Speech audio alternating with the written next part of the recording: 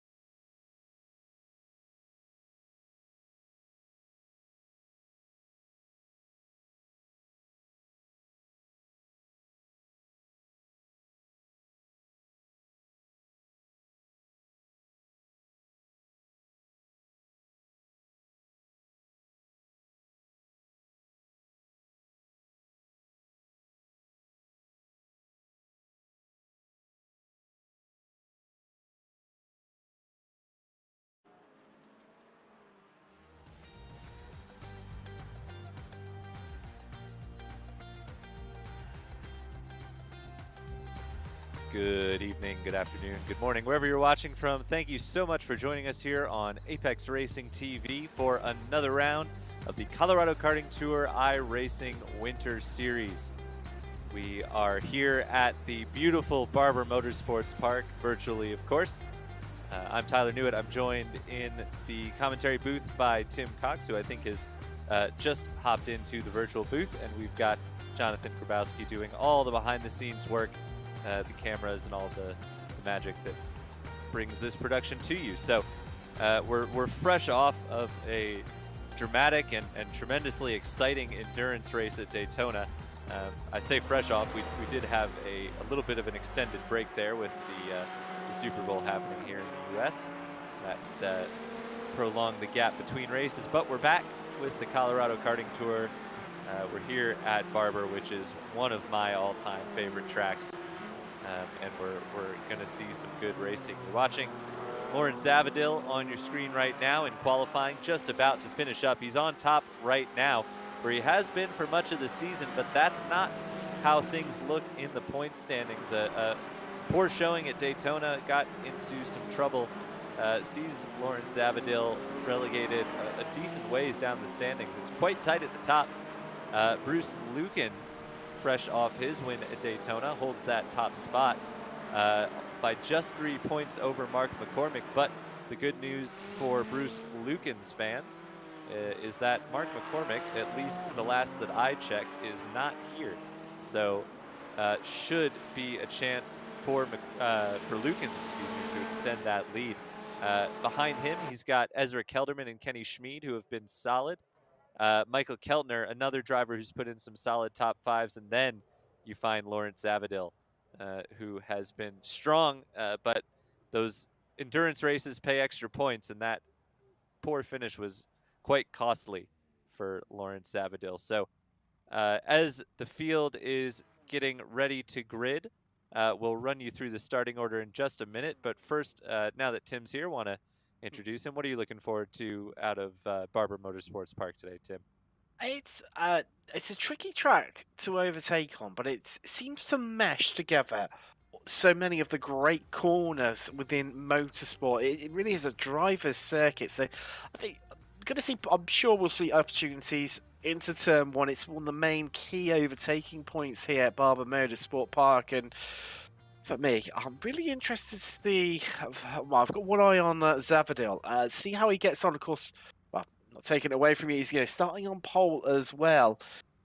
But he has got a gaggle of McLarens queuing up behind him, and Savadale in that Porsche. It'd be interesting to see how he fends them off.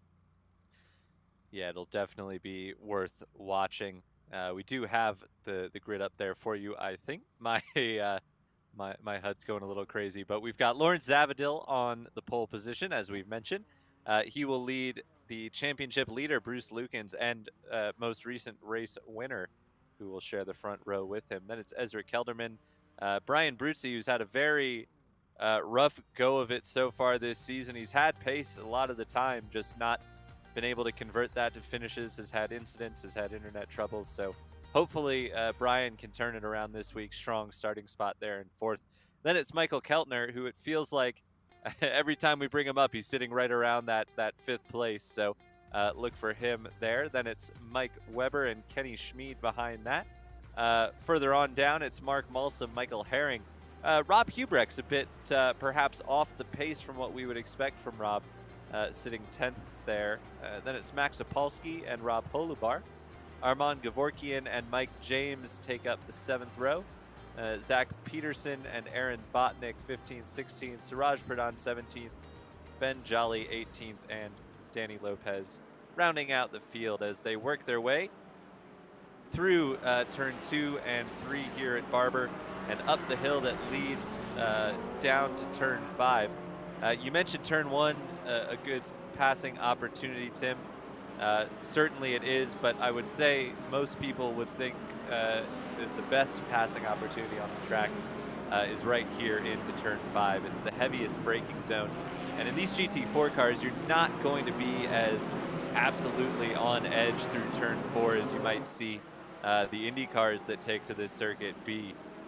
They are you know, flat shot over that hill and crest and around the corner. So tough to set up a pass into turn 5. But I'd expect these GT4 cars to really utilize the grip they have and the downforce to make some passes happen in turn 5. Then you dive down to my absolute favorite corner on the track.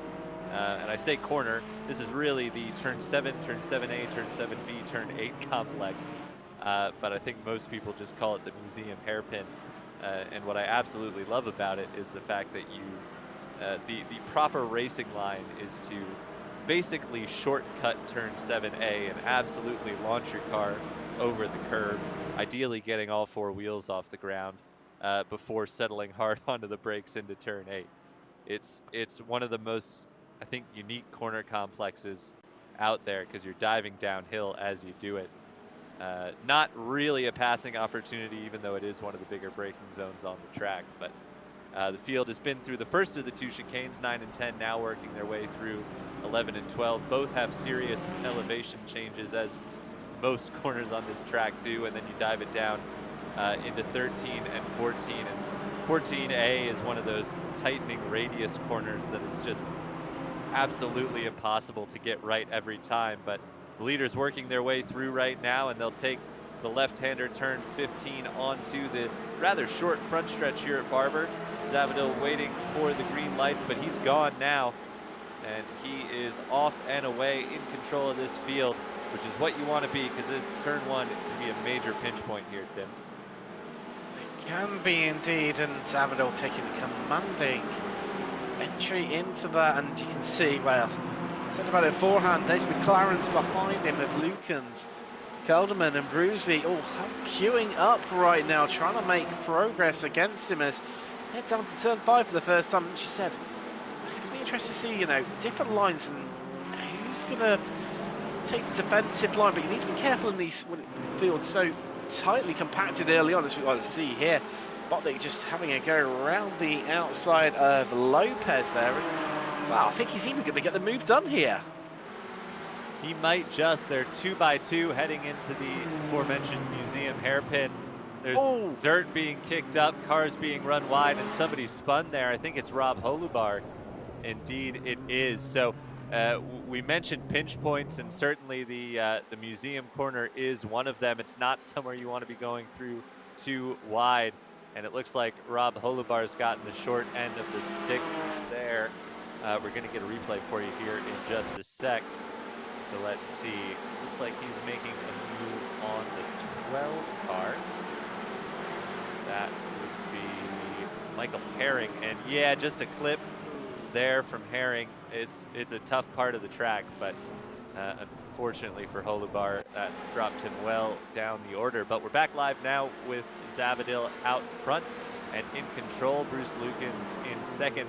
You may notice Lukens' car looks a little bit different. Ran the Porsche at Daytona for his win and for much of the season, but has decided to make the switch to the McLaren for this race at least. And I can see why potentially the McLaren might be strong around here, Tim. The Porsche is great on those sustained kind of medium to high speed corners where the McLaren is quite strong in the braking and acceleration zones, as we've got Mark Malsum now tumbling down the order as the leaders make their way into turn 7. Looks like off at the hairpin turn 5. Not sure if he had help or not, but we're about to find out. Wow. To be on his own. That's Rob Hubrecht's reigning champion in behind him, but no, it's all on his own there for Malsum. Just a leisurely spin and off into the ground. Well, also, we're looking at it as well. Brucey's had a bit of an issue. Likewise has Opalski as well. Well, funnily enough, there we go. Here's what happened to Brucey. And he's all by himself. Is he going to lose it by himself? Yes, he does. And, well, I think everyone did well to avoid him there, because he came back across the track where he had, through no fault of his own, just where the car was just moving across there. And, well, that could have been a big incident. And I mentioned briefly that turn 14A is one of the trickiest corners around here, and you're never going to get it right every time, because it's essentially one continuous flowing corner all the way from turn 13 So you're never in braking in a straight line, but the radius is constantly tightening, and you need to get a good run out of there to set yourself up for turn 15. And unfortunately, it caught out Brian Brucey there, and he has dropped down 10 spots from his original starting position to 14th. There you see Savadale taking that line I was talking about. You want to get all of that curb, which is not easily done sometimes in these GT4 cars. These Porsches can be quite bouncy over the curbing, but clearly Savadale's got the line down. You see him hooking those chicanes, and one of the things that was mentioned, I think from I've heard mentioned by IndyCar drivers here, is that those two chicanes are major elevation changes, and in real life they've got apex poles that stick up so the drivers can see where the apexes are as they're diving down and cresting hills. That is not the case in iRacing. They evidently added those after this track was scanned, with Barber being one of the older tracks. We've got Kenny Schmid with issues now. I think that's 14A again. Yes, it is. He's... Ooh, and he's got a crumpled up nose there. Clearly knows he's being watched on the broadcast with the flash of the lights there, but I was trying to have a look for tyre marks, Tyler, and couldn't see anything to try and give some clues of exactly what happened to him. I think this is maybe going to answer it for us, and a little, well, I think it's going to be a repeat of what we've seen already. Bit of a bounce across the curb there on the inside. I think that's what it was. Yeah, Tim, he caught that inside curbing there, and you know, you want to keep it tight and to the right to set up the good run through turn 15, but a little too tight there for Kenny Schmid, and he's got some damage that's going to hamper his progress. Of course, and that's Mike Weber spun there in the museum corner. What's happened to him now? Lots of issues here at this tricky Barber track for a lot of our front-running cars, really. I mean, Schmid, Weber, Brucey all qualified in the top 5 or 6, so a lot of strong contenders having issues here. We'll see if we can get a replay there for Mike Weber, but here we have what happened to Mike Weber just a little after the fact. But if I had to guess, I think he probably carried a little too much speed over the curbing. This is the issue with the, well, I say the issue, obviously, there you go. Like you say, held it there, Tyler, too much speed on the entry to the corner, and that's him spinning around. But of course, the format that we have, where it's, we've got this 15-minute sprint race, it encourages the drivers to push much harder and take risks where they probably wouldn't do necessarily. So they know that the clock is fully up against them, and already we're, approaching half-race distance in what seemed like a blink of the eye as trying to board with Lopez as he must challenge on Botnick. Yeah, worth mentioning too, Tim, as you said, this back to the traditional sprint and feature race format after one of the several endurance rounds at Daytona last time out. Here we have the usual 15-minute sprint, which the results of which will set the grid for a 30-minute feature.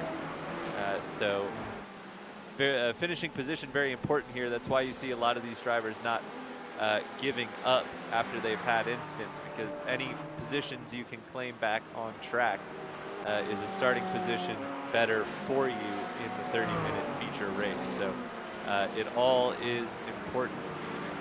We'll have that after a brief warm-up period, but during that break we'll bring in for you the head of point karting, Eric Gunderson, who we talked to before the start of the season, but Eric's going to talk to us about some of the prizes on offer and Colorado Karting Tour and how he thinks the season's going. So looking forward to having Eric in the booth, but we've still got just about 7 minutes of racing still to go before that point, as we see Danny Lopez, who started all the way at the back of the grid, has done well for himself to get up into 11th and hounding on the back of Aaron Botnick into turn 5. Botnick took that shallow entry, which you can do into this hairpin and not lose too much ground. That's the key kind of defensive maneuver around here, Tim. You want to cover off that risk of attack, and It does compromise your exit a little bit, and you can open yourself up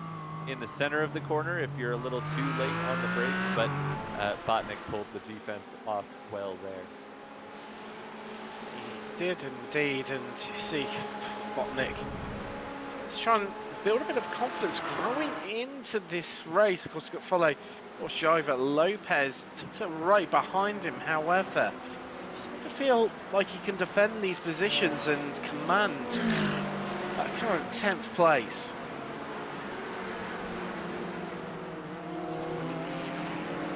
We see a 3-car train. Well, it's a bit more than that if you look a little further back. But right here, we've got Peterson, who is being pressured by Suraj Pradhan in the green McLaren that we've come to recognize him in. And they are just down the road from Aman Vorkian, who sits in 7th place. Michael Herring having a good run as well, up in 6th, just a little bit ahead of them. But this is all happening some 15 seconds behind Lauren Savadale, who has just put in an absolute stonking pace at the front. Clearly gets along well with this tricky technical Barber Motorsports park. He's got 2 seconds over Bruce Lukens, who's hanging on well.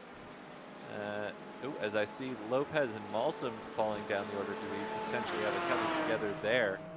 Oh, and Lopez is off the track there, so trouble for Danny Lopez, who we were just watching.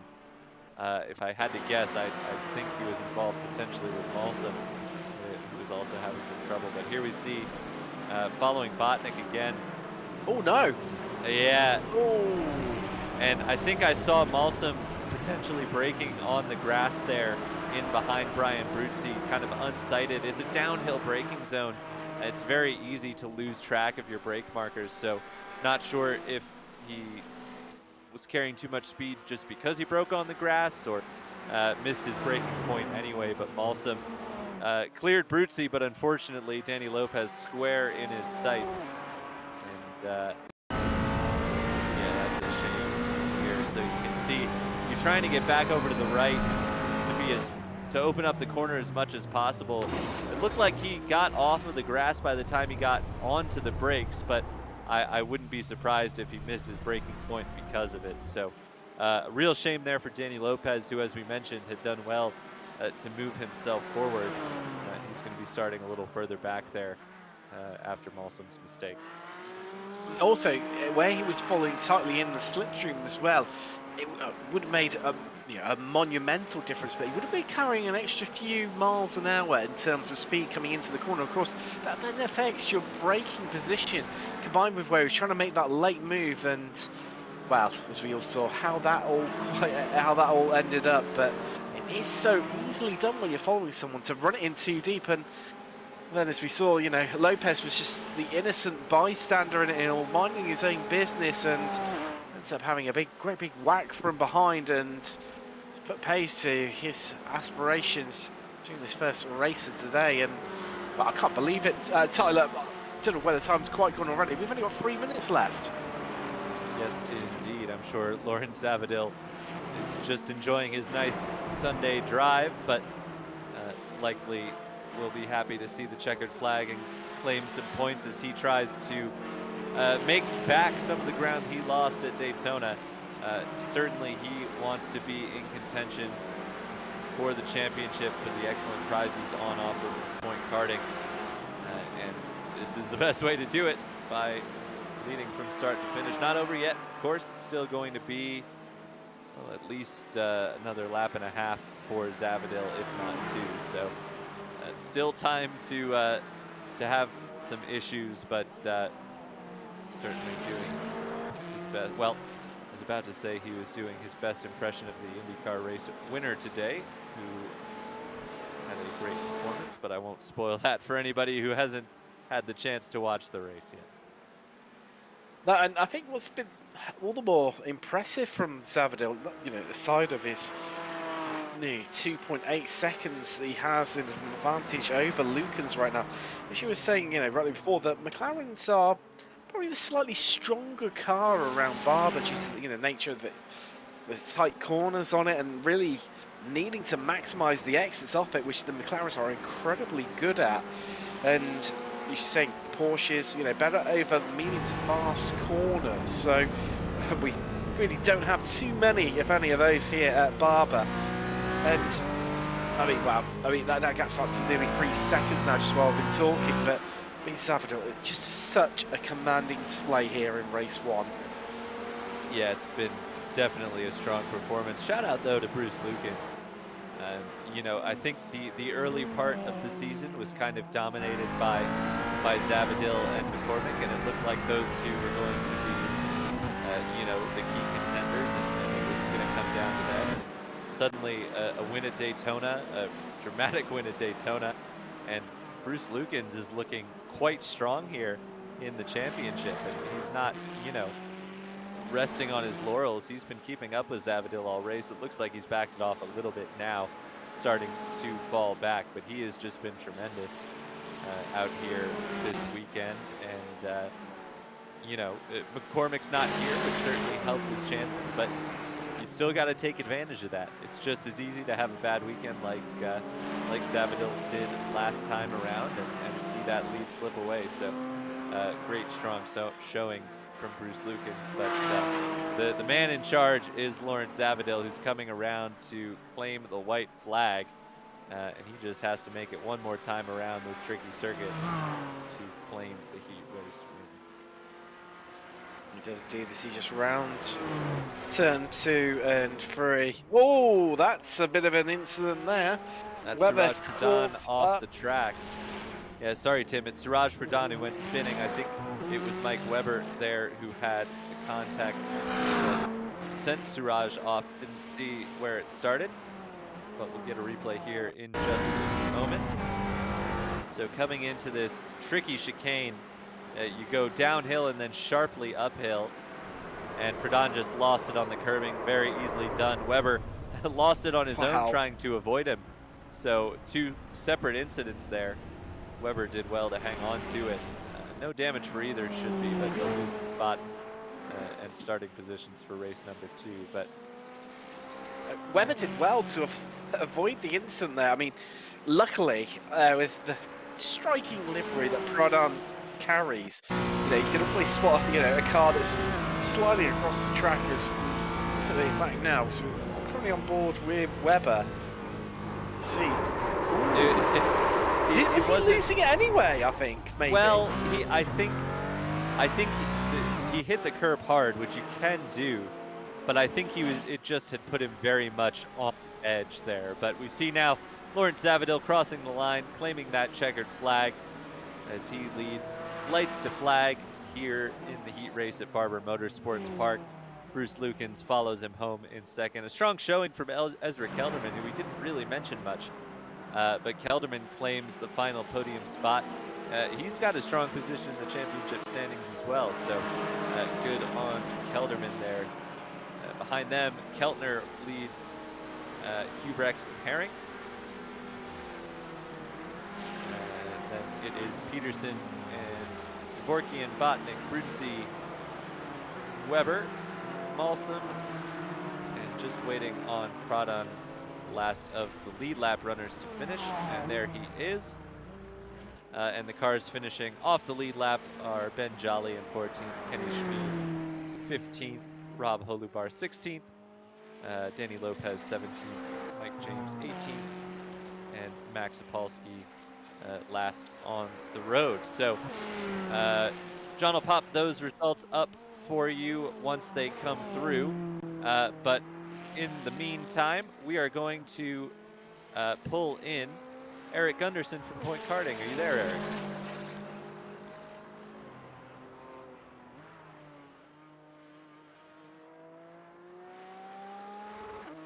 Well, we've got Eric in the booth, but having some technical difficulties, so we'll wait on those results to come across, and hopefully Eric will join us when he has the chance. But we are headed to a 5-minute warm-up session before the feature race.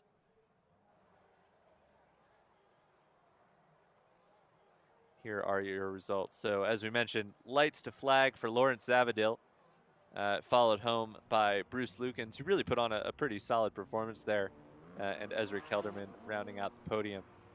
Michael Keltner in 4th, Rob Hubrechts 5th, Michael Herring 6th, Zach Peterson 7th, Armand Gavorkian 8th, Aaron Botnick 9th, Brian Bruzzi rounding out the top 10, though I think he'll be disappointed with that after a strong start.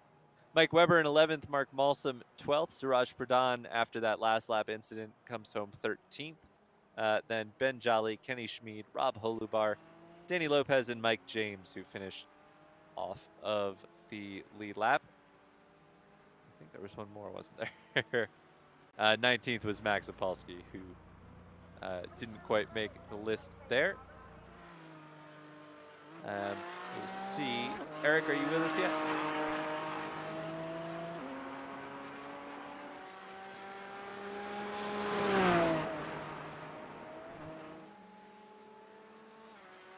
Saw you muted yourself there, Eric, but if you're trying to talk, we still can't hear you.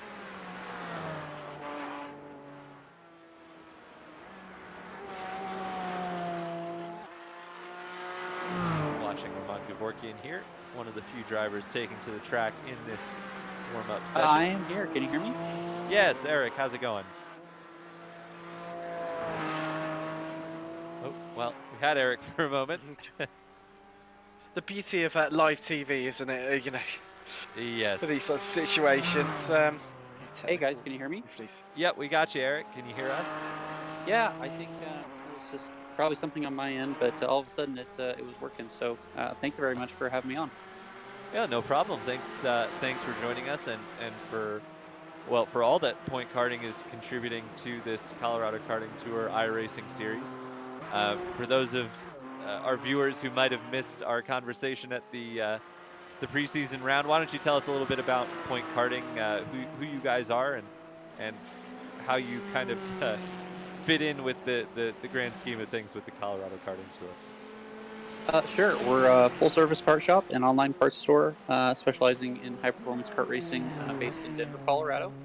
And we've been longtime supporters, both on the administrative side as well as trackside support with the Colorado Karting Tour. So big fans of it, and we go to all the races and support people in the real world racing go-karts. And so we're really excited to see this series going strong with CKT on the sim racing side with iRacing, and being able to see such strong competition, and now we have people from outside of just the small group, that race both in virtually as well as in real life at CKT. Having other people from other groups come and race with us is really fantastic to see. Yeah, we've certainly enjoyed calling it. It's been a great season so far, and we've definitely made mention of some of the awesome prizes that you guys have on offer. But why don't you fill us in and kind of let us know who's in contention, because it's not everybody who's racing who's up for the prizes you have. Yeah, so I might need the aid of a point standing here just to make sure that I have everybody. But Jonathan will probably be able to sort you with that, but go ahead while we're waiting. Yeah, it's the top 3 points finishers at the end of the season, and drops are being factored in. So the top 3, the top prize, the champion will win a full race in real life with us at Point Karting at a Colorado Karting Tour event. So the only caveat there is that you aren't already a participant at CKT already entering in, and then the other 2, second and third in the championship, will get tri-karting events. And what our tri-karting program is basically we provide a fully race-ready go-kart track of your choosing in the Colorado region, and come out and drive with us for a full day, experience the sport of karting, see if it's for you, and hopefully that'll encourage people to come out and take part in the Colorado Karting Tour. Awesome. Well, I think I've made it pretty clear across the season how I feel about the pretty awesome prizes that you guys have up, but I just think it's tremendous and really great way to blend the virtual racing world with the real racing world, which I am always a big proponent of. I think it's fantastic, and really glad that you guys have put these fantastic prizes on offer. But you mentioned, you are looking forward to the Colorado Karting Tour season. Tell us a little bit about what people can expect from this upcoming season, and maybe how they can get involved in the real world. Yeah, so yet another season. Last year was probably our biggest season yet in terms of number of entries with the Colorado Karting Tour. This coming season, we're going back to a lot of great venues, as well as a couple that we took a year off from. We've got some really cool events coming through the middle of the year, as well as some great one-off events towards the end of the year. Our first kart race is going to be on the second weekend of April at IMI Motorsports Complex, or sorry, Action Karting. Followed up by our first championship round. It's a 8-race championship season, 10 events total, one that's kind of non-points at the beginning of the year, and then a special endurance event at the end of the year. So it's overall a great championship for people to participate in. If they're interested in participating, checking out the website, www.coloradokartingtour.com, is definitely the good first place to go. Shoot us an email, give us a call at the phone number that's there, and we'll get you sorted at getting started in karting. Awesome. And you mentioned the website there for the Colorado Karting Tour. Is there anywhere people can reach you specifically if they want to find out more about point karting? Yeah, our website, pointkarting.com, obviously they can reach us directly and either order kart parts online or reach us via our contact form or our shop number anytime. Awesome, Eric. We've got the field rolling for race number 2, so our time is about up. But any closing thoughts? Anyone you're pulling for here in the feature race? Anyone you got your eye on? I've been watching Lawrence Savadale. He put the hurting on everyone in the Heat 1, so my prediction is that's probably going to continue here in the main race. But I have a soft spot for Rob Hubrex in position 5 there with a point karting livery, so I'm pulling for him. Fantastic. Well, yeah, we obviously love talking to our reigning champion, Rob Hubrex, and we've had Savadale in a few times. He's great too. But that has been our time. Eric, thanks so much for joining us, and once again for putting these awesome prizes up for offer for these racers. I'm sure you're going to have some very happy new point karting customers come this season. But thanks for joining us, Eric. Thank you, guys. We will see you later, and hope you have a great season. You guys as well. Thank you. Well, field rolling down the backstretch here, Tim. We are just about ready to get going with the 30-minute feature race. And I'm going to put you on the spot. Is anyone going to challenge Lawrence Savadale? Well, it's going to be tough. It's going to be tough, but I expect the Albers to come out a little bit more in race 2. I still think that McLaren's queued up behind Lukens and Kellerman. I think they're going to be the two to watch, and for people to possibly take a challenge to him. I mean, having said that, you're right, we have got faster people down the grid, but having said that, it's going to be a bit of a struggle with them. Of course, Barber Motorsport, not the easiest to get overtaking moves done, but I think our top 3, maybe top 4, definitely going to be the ones to watch. Absolutely. Well, the pace car is off.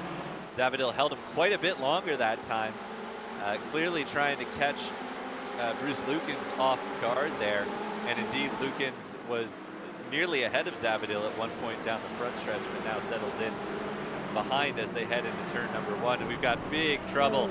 That's Kenny Schmid. I see Mike Weber. I think that's Aaron Botnick in there as well. And Rob Holubar. I saw Siraj Pradhan. So a whole host of cars having issues here. And we talked in race 1 about turn 1 being a big pinch point. It wasn't then, but it certainly was here in race number 2 of the day. You had 6 cars all involved in that. Kenny Schmid, another one involved and caught up in that incident, and some big losers from that. Botnick down 9 places, Pradhan down 6. It's really going to shake up that midfield. Yeah, so it's tough to see where it would have started. It looks like Pradhan looking up the inside, and yet you can't fit 3 cars into that one corner. And Pradhan, it looked like he tried to back out at the end there, but unfortunately it was just a little too late. Got into the left rear corner of Botnick, and well, the folks behind just had nowhere to go, did they? So real unfortunate. especially for someone like Kenny Schmid, who's had a strong season so far. Had a tough race 1 and was likely hoping to move up in race 2. And that's going to be a lot tougher to do. Oh, we've got Brian Bruzzi off the track here on the front straight. That's a bit of a strange spot to go off. I wonder if he caught the apex curve in turn 15, because otherwise that's a weird place to be tracking out there. So don't know if we'll have a replay of that. But Brian Bruzzi going for a ride. He's lost a couple of spots in the process there. He was up a few due to those opening incidents, but now settles into 8th behind Dvorkin and Herring. Here is that replay of Brian. So he's already wide in 14A. Well, no, now he hooks it into 14A there. And no, he completely misses the apex curve. Just carries it into the speed. So shows what I know. I do know those McLarens. They have a strong tendency, let's say, for understeer. Clearly, Brian Bruzzi putting that on full display. And he's lost a couple more spots down to 10th. Don't know if he's had more issues or just racing with some quicker drivers at the moment, but Bruzzi now in 10th. But we've got a battle for the lead here, Tim. Bruce Lukens is not letting Lawrence Savadale get away. It's most certainly not. And the race is really on between these two. Wow, two exciting drivers within the Colorado Karting Tour iRacing series, and as they come across the line, only 3 attempts separating our top 2. And it's great to see, you know, both in different manufacturers. Of course, Savadale in the Porsche, Lucas in the McLaren. As we've got more trouble Kenny for Kenny Schmid here. Yeah. And what's happened now? That looks like, I want to say that looks like kind of the bottom of turn 2, but no, that's where the leaders are going through now. So that would have been maybe back turn 13, 14. That's maybe more cars tumbling down the order there. I think it was Malson maybe. Let's see. So coming through the second chicane here, and there was the car stopped on track in 13. I think that might have been Michael Herring. Yeah, I couldn't quite catch who it was. I think it was Michael Herring.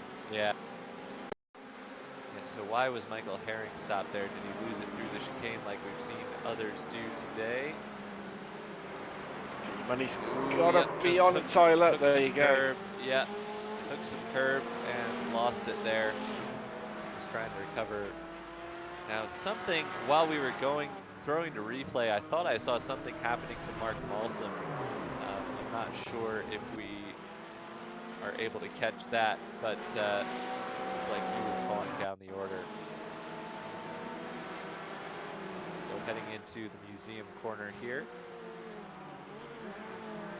And just loops it there right in front of, that's Rob Bolivar, I think. But back in the track. There we go. Off safe and sound once again, and well, only I believe it's only just a 2 retirements. You know, there's certainly opportunities to come back out again, but I think their races might be done and dusted here from Barber and made it what mark. Michael Herring in the Porsche and Brian Bruzzi in the McLaren. Yeah, I wonder if both retired their cars. I wonder if something further happened to Bruzzi, because we only saw a couple of off tracks. We've got a replay now. So coming up to the first chicanes, I believe. No, sorry. This is, yeah, it is the first of the 2 chicanes. Catches the grass. He's hung on to it for now. Wow. That looks like something. More terminals, isn't it? Like something hardware. Technical. Well, but he did turn it into the second chicane there, so I don't know. Maybe he lost. Maybe he lost vision or something. It's tough, but yeah, something definitely happened there. He's back on track now, so clearly he wasn't just rage quitting there. But yeah, maybe lost a monitor or headset froze or something. I don't know if he runs VR, but man, it has been a tough season for Brian Bruzzi.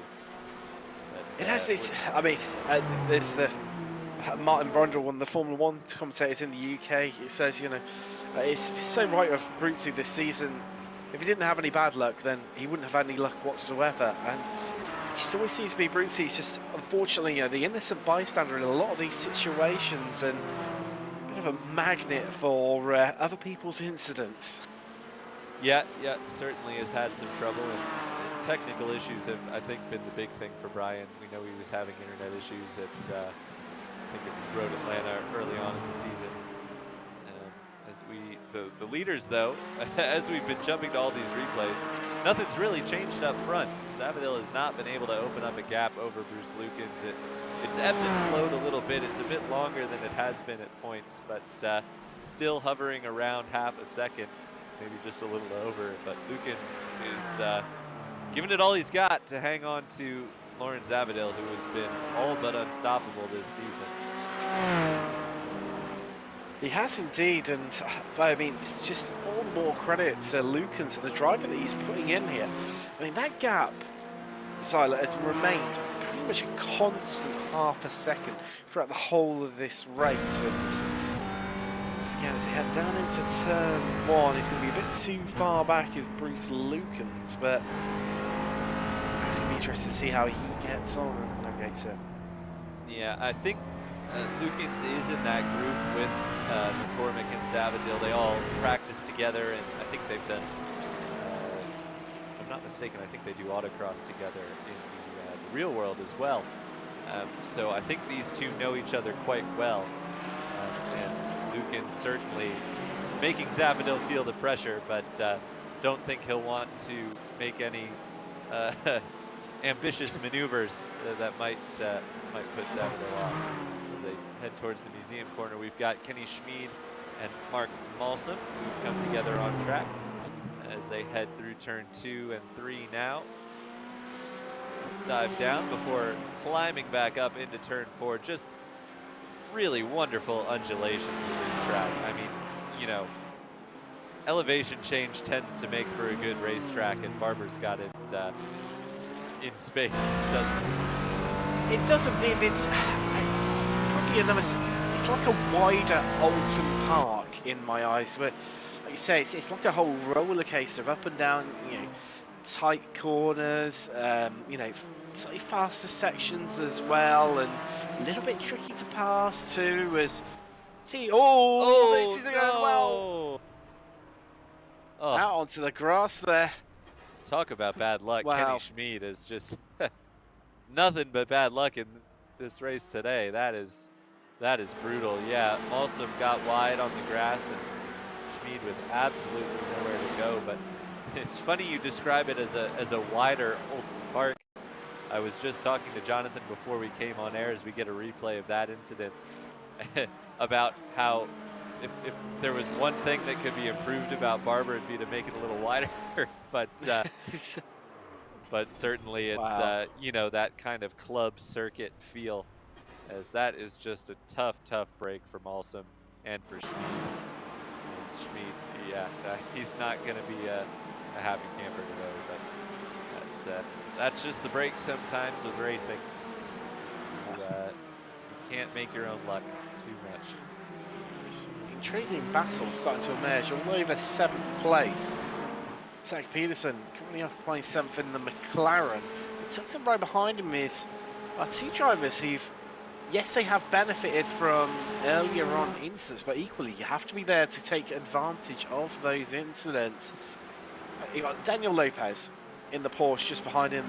He's made up 9 places so far. And then Opalski even. Apologies about butchering your name there, Max. Apologies about that. But yes, he's an absolute blinder, Tyler. Currently in 9th overall, up 10 places so far. Started dead last and not getting his way through, but also impressively is keeping up with this pack. Yeah, and it gives you an indication as to how their race 1 went as well.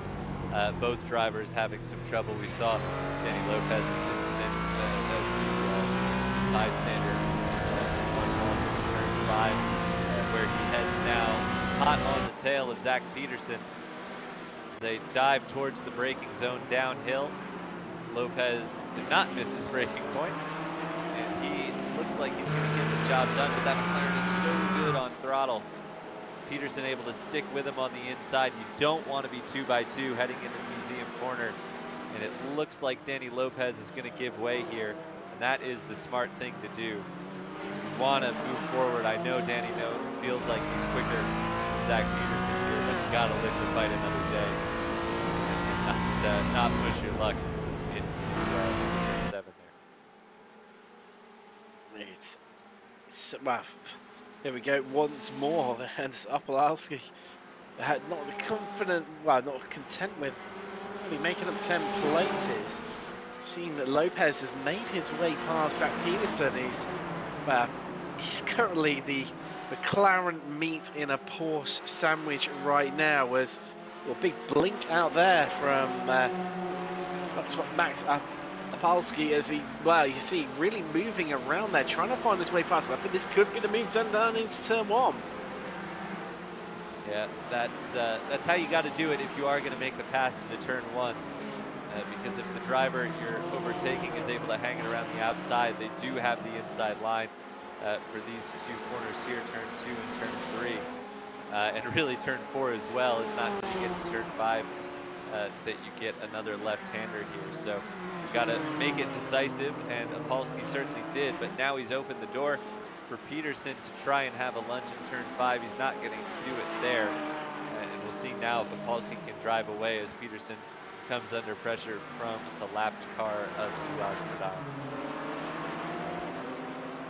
It's obviously with a much I say the much longer, but obviously the extended race 2, the feature race of today. In half an hour, they're going to encounter more and more lapped traffic compared to what obviously they did in the sprint race beforehand. And this is where it's going to get interesting, because it's how, if you've got a car close behind you, or equally, it does work in reverse. If a car, ooh, trouble for Peterson. That's the second chicane there. Ooh, and Suraj Pradhan's off as well. Did we potentially have it coming together between those two? I'm just having a little look for you, but I'm not fully. I think they could be 2 separate incidents, potentially. Just looking at where they were on track when they had one, but I'm sure we'll find out now. Yep. So we see Peterson a little wide there.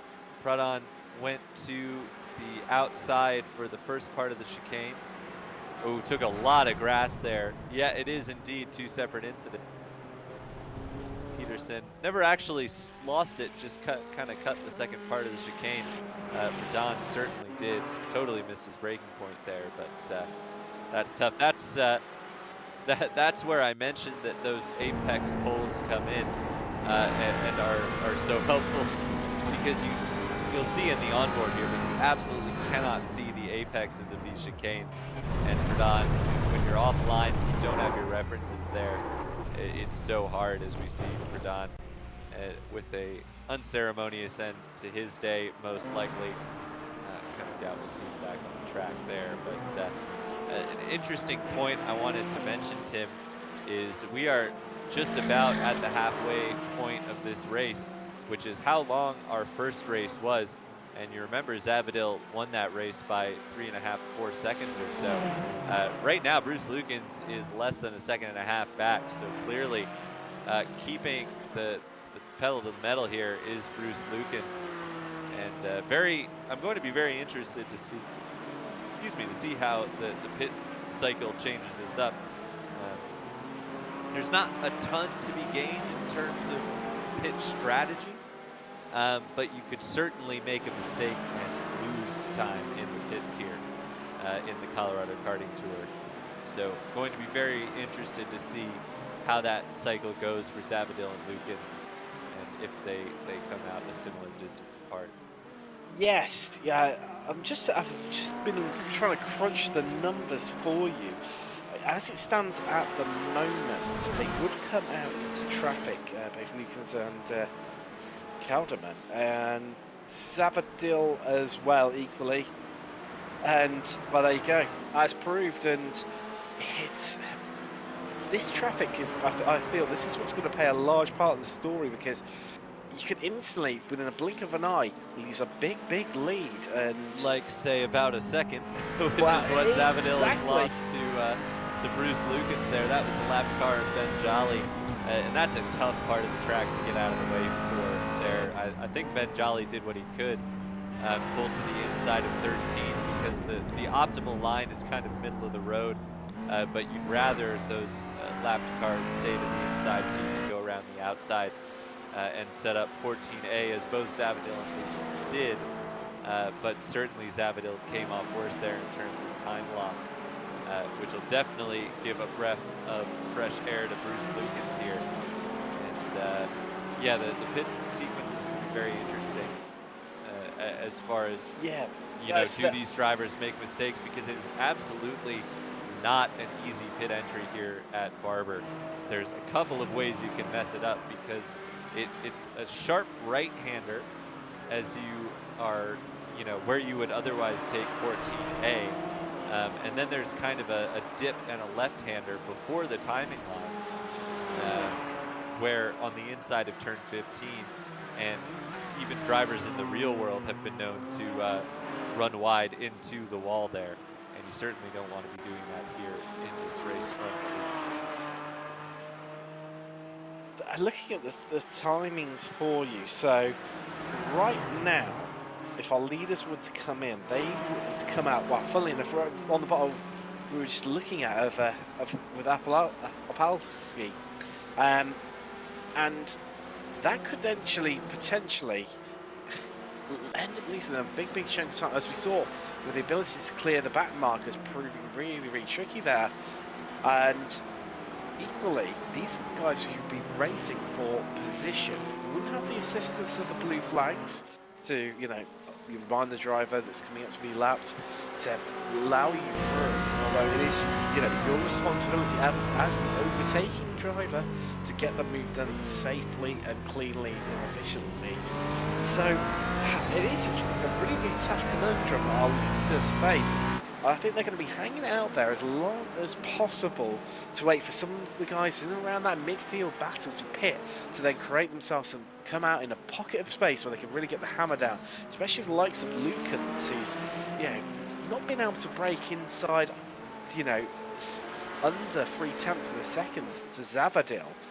So getting himself into some fresh air, putting in some quality style laps, could well give him the jump and get ahead of Savadale. It's going to be interesting to watch for sure. And I think what we're seeing now is two drivers who just have remarkably similar pace. I think both of these guys are going flat out right now. I certainly don't think that Savadale's holding back, but you can clearly see that Lukens is not holding back either. You know, Savadale, 10th here, 10th there. It's what he did in the first race and stretched out a nice big lead. But this race is twice as long, and you didn't really have to deal with all that much lap traffic in the first race, which he's definitely going to have to around this relatively short Barber circuit.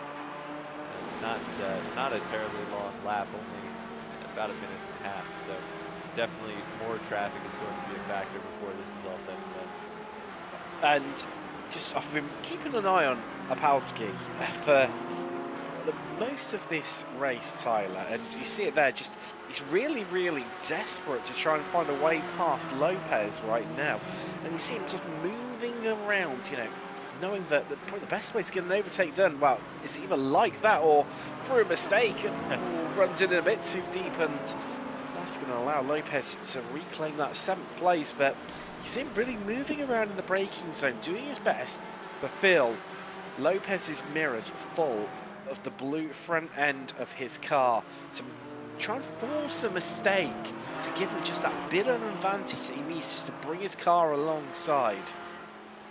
That's the beauty of turn 5 at Barber, is you can make a pass happen there, but you got to be confident in your braking ability. And Opalski just a bit too deep there, and Lopez said, I will be coming right back through and reclaim that position. But here we see Holubar and Weber going at it. This is for 10th place, so a top 10 on the line. Weber laying the pressure on heavy here to rob Holubar. Holubar has not had a great day. Had the incident in race 1, and then the lap 1 incident was a part of here. Mike Weber as well actually had a race 1 incident and was involved in the lap 1 incident here, so a couple of drivers who haven't had the best of days, as I think a lot of drivers would agree with.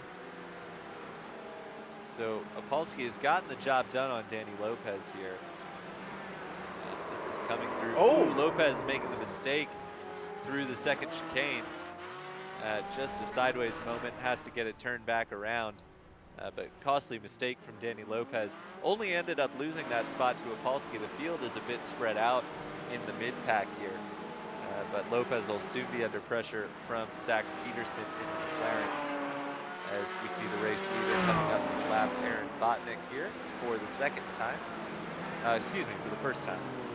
Botnick currently on the lead lap, but in danger here of going a lap down to our race leader. Still no sign of pit stops from anybody. I think the prevailing wisdom here is to run these cars empty because they're not taking on enough fuel to take tires.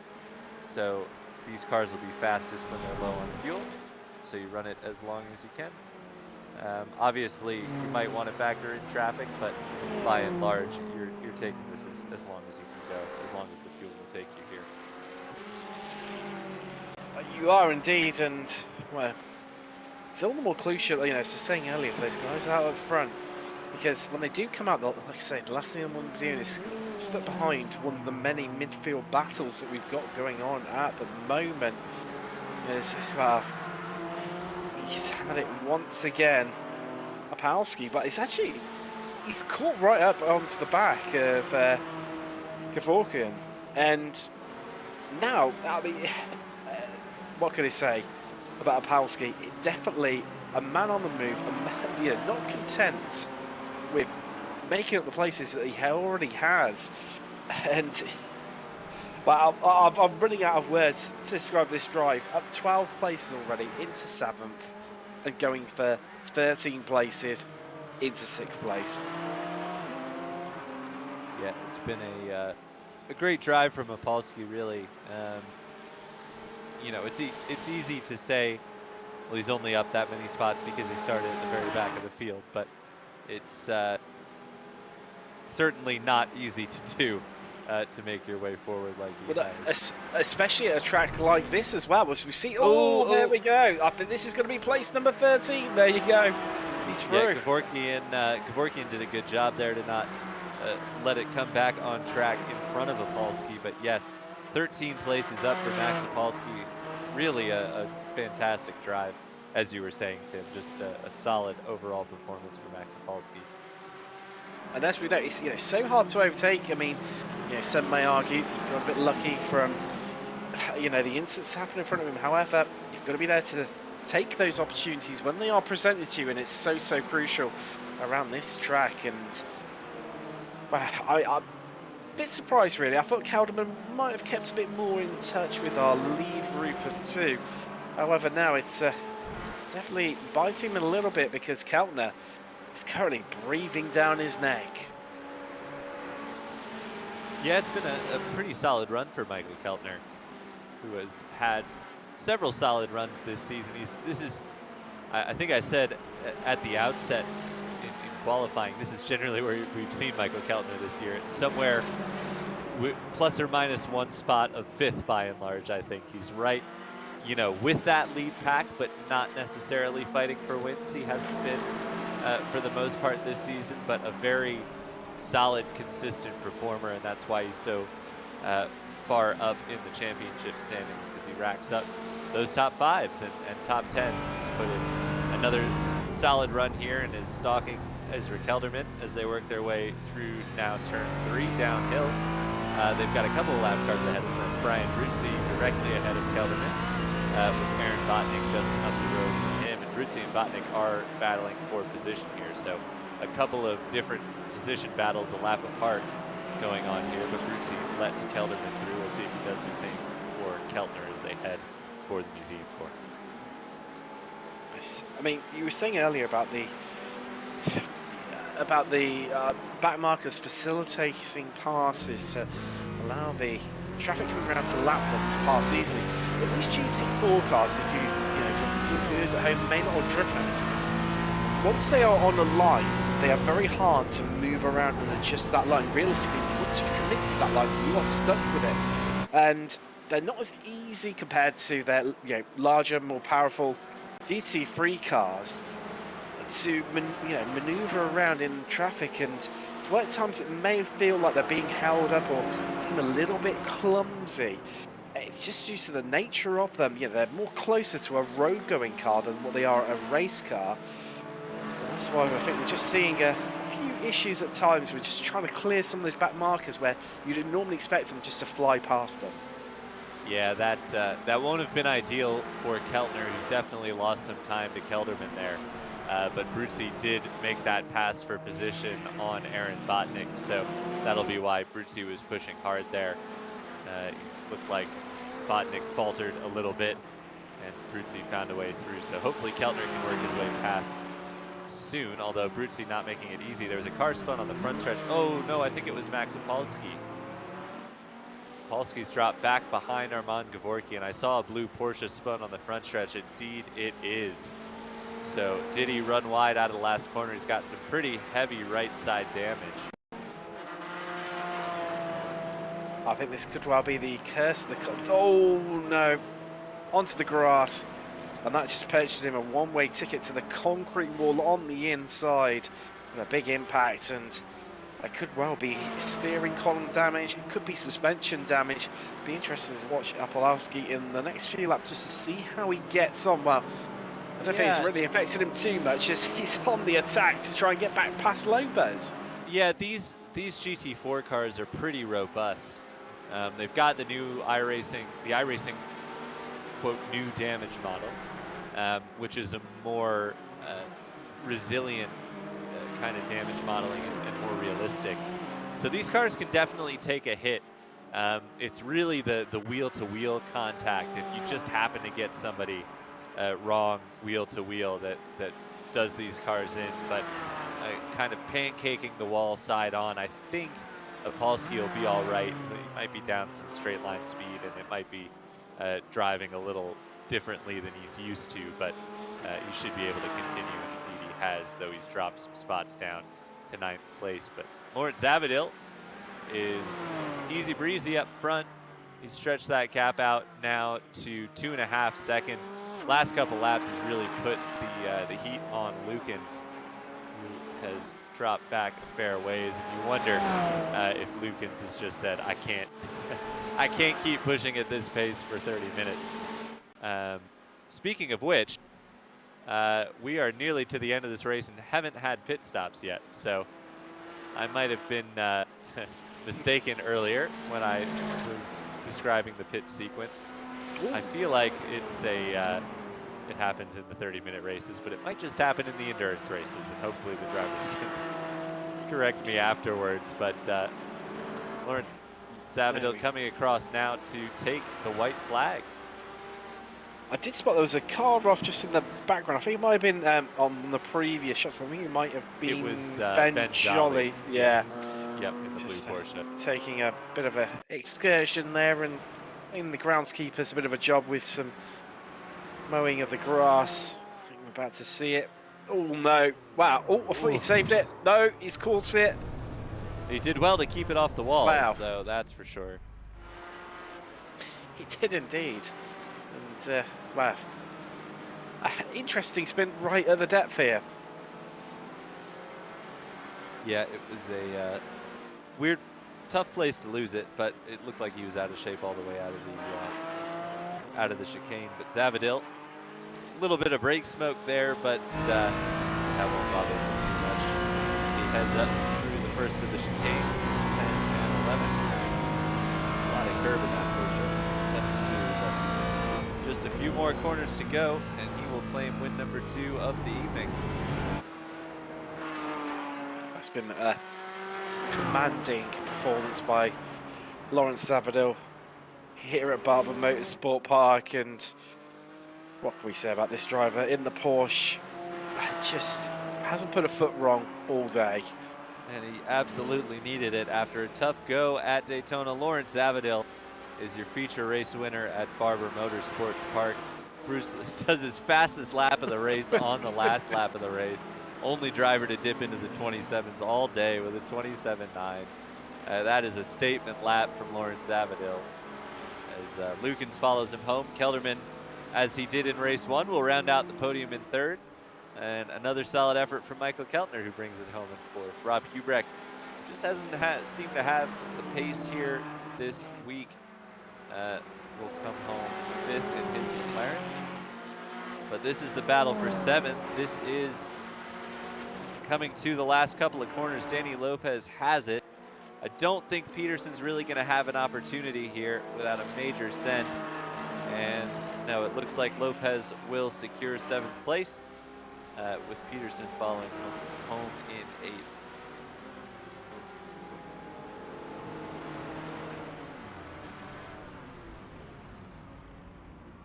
As the rest of the field comes across the line, we will get the results up to you as soon as we have them. Just a few more drivers left out on track. Here's Mike James in 11th.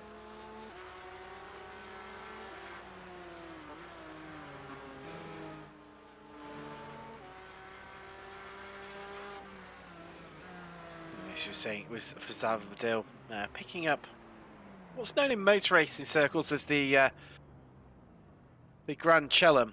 So that's where you start on pole, you obviously win the race, you pick up fastest lap and you lead every lap. And wow, what can we say about it's just been so commanding from him.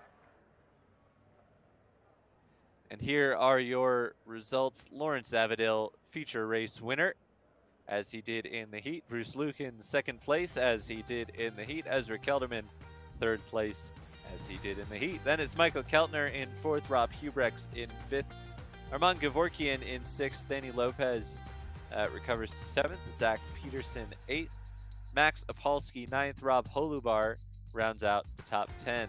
Mike James, last car on the lead lap in 11th, then Mike Weber, Brian Brutzi, Aaron Botnick, Michael Herring, Ben Jolly, Siraj Pradhan, Mark Malsum, and Kenny Schmid rounded out the field. Tough day for Kenny. Not the day you would have hoped for, but let's grab for an interview our double race winner, Lawrence Savadale.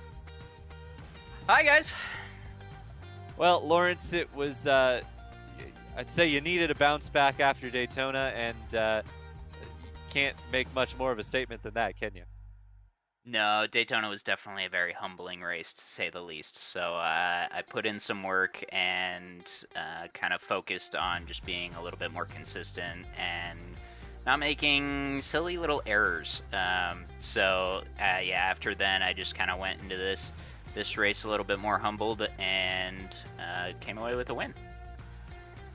A couple of wins, didn't you? It was a pretty... Well, I say commanding, and certainly that's fair enough when you lead lights to flag, but you did have some really solid pressure all the way through, excuse me, from Bruce Lukens, who I believe is a driver you practice with, isn't he? Yes, he is. He's very quick, and both him and I were practicing a good bit yesterday, and he was gonna race the Porsche this race, and then we both just hopped in the McLaren for fun and noticed that it was actually faster. So I fully expected him to be right up my butt the whole race. I was lucky that I got a little lucky with traffic towards the end there, and was pretty happy with it. It really was a tremendous result and tremendous performance from you. You know, kind of looking ahead to the rest of the season, obviously Daytona set you back a little bit in the championship, but do you feel like you're going to be able to pull that gap back down with what's left on the calendar this season? Sorry, swallowed a little bit too much water. So my real issue has just been these endurance races, it seems. I can't seem to pull off the wins in the endurance races. Second at Road Atlanta, and then obviously Daytona didn't do so hot. So looking forward to Sebring. Luckily, I've been racing in another league that does hour-long races and gotten some good pit stop practice in. So hopefully my performance in those endurance races gets significantly better. And for as far as Virginia International Raceway, that's a very technical track, and it suits my driving style fairly well. So I do know that I feel like I'm going to perform well there, but I'm still going to put in the work. Awesome. Well, congratulations once again on another double race win in the sprint weekends for you, Lauren Savadale, and we'll see you next time. Sounds good. Thanks, guys. Oh, I should mention, is there anyone you want to give a shout out to before we say goodnight? Shout out to the family, and shout out to RM Solo Online Sim Racers. Fantastic. Well, thanks, Lawrence, and congratulations once again. Thank you. Can't believe I forgot the shout outs. Well, Tim, I'm going to grab our double runner-up for you, Bruce Lukens.